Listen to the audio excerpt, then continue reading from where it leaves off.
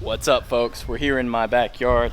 Start this video out, but I just wanted to touch on something. I'm doing a little project here to fix my garden. Usually every year I do a garden with like some tomatoes and peppers, and my wife likes cucumbers. So usually I do a cucumber, and I just like to grow it. There's something fulfilling about coming out and using stuff from your own garden to cook with. And I wasn't gonna do it this year, but I had some buddies of mine that were doing it. And then, with this whole COVID thing, it's kind of nice to know that you can be self-sustainable and stuff if you need to. So I think it's a great idea. I'm doing some patch-up work. It looks like crap right now, but I pulled everything out of there. I'm gonna refix the top boards. I took some boards off to refix it, and we're gonna do all the planning. You can see I got some of the boards here to fix it, and I got the soil and everything ready to go, and a few plants ready to plant there. So hopefully that'll be up and running soon, but I just kind of want to touch on that. It's just a hobby you can do. It's super easy. I am the least handy person. Anybody at the gym knows that. But measuring, cutting, making a square, getting some posts to kind of pin them into, and it's not hard, right? Fill it with dirt, plant your plants, water them daily, and you're good to go. All right, let's get after this workout. All right, so back in the workout garage. We're getting ready to start the workout. The workout is build to a hang power clean triple, right? Yeah, hang power clean triple, as heavy as you can get. And then we're moving into a workout that is 3-minute intervals of some rowing. So I believe it's like 25 cal row for guys, 20 for ladies. Katie will probably row, I'll bike.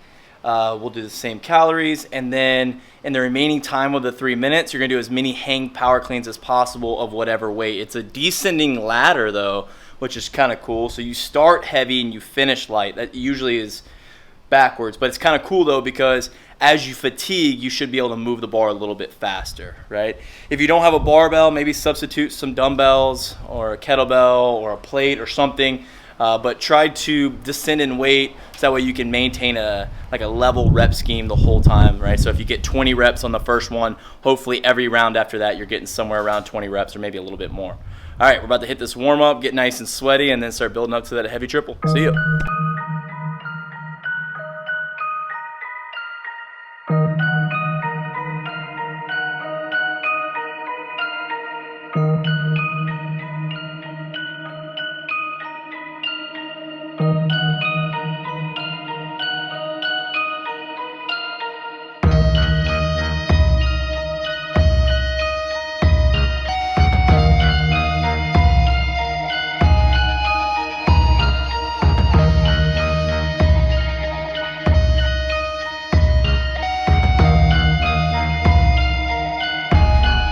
All right, finished the warm up. I'm breathing pretty hard.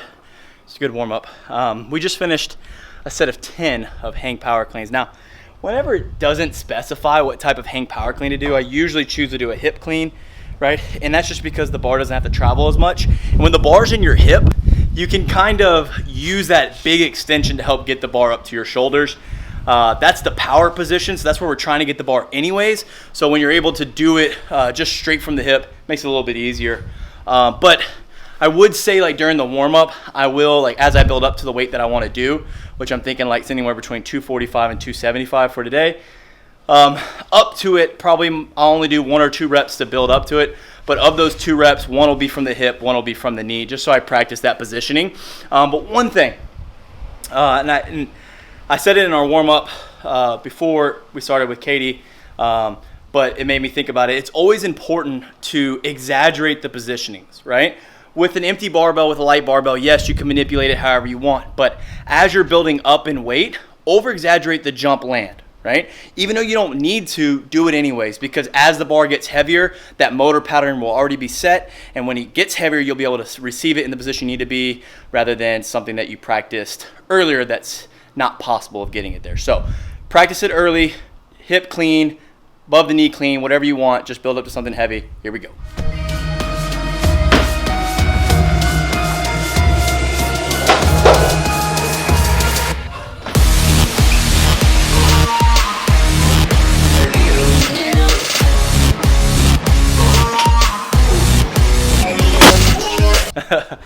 All right, we just finished our weightlifting session. That was pretty successful. I did 240, right, before the time ran out. We gave ourselves 10 minutes.